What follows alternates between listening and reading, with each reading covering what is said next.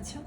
তো আমার মতন তোমরা অনেকেরাই হয়তো ব্লাশ লাগাতে খুব ভালোবাসো, কিন্তু প্রপারলি বুঝতে পারো না যে ব্লাশ কিভাবে ইউজ করবে। স্পেশালি আমার মতন যাদের রাউন্ড ফেস, তাদের জন্য খুবই প্রবলেম হয়ে যায়, কেননা পাউডার ব্লাশ অনেকটা ব্রাশে চলে আসে এবং এই জায়গাতে যারা ইউজ করো তাদের আরও চাবি চিক্স বলে মনে হয় এবং ভালো লাগে না দেখতে।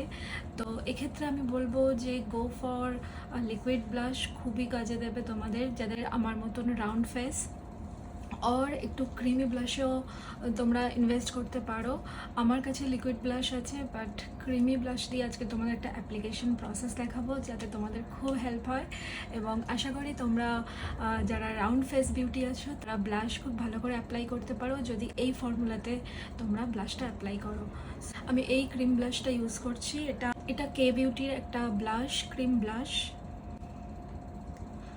তো প্রথমে প্রোডাক্ট খুব অল্পই নেবে এবং ডিরেক্ট ফেসে ইউজ করবে না, এরকমই তোমরা ব্লাশটা নিয়ে নেবে। খুবই অল্প লাগে এটা। যদি খুব ডার্ক কালার হয় তো এর সাথে তোমরা একটু কনসিলার বা তোমাদের ফেভারিট ফাউন্ডেশনটা মিক্স করে নিলে কালারটা লাইট হয়ে যায়, এটা একটা হ্যাক। তারপরে এরকম ফিঙ্গার টিপ দিয়ে ব্লাশটা স্প্রেড করে নেবে, নিয়ে তোমার ফিঙ্গারে যেটা আসে দেখো সেটুকু নিয়ে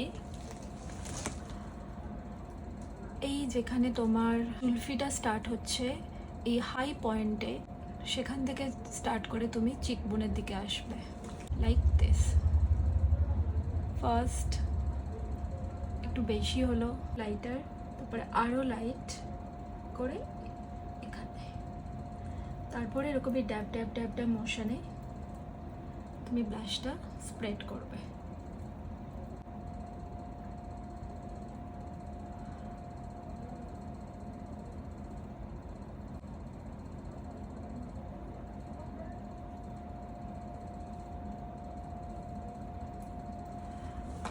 দেখো কত সুন্দর ন্যাচারাল ওয়েতে এটা ব্লেন্ড হয়েছে। তুমি নোজ টিপেও দিতে পারো।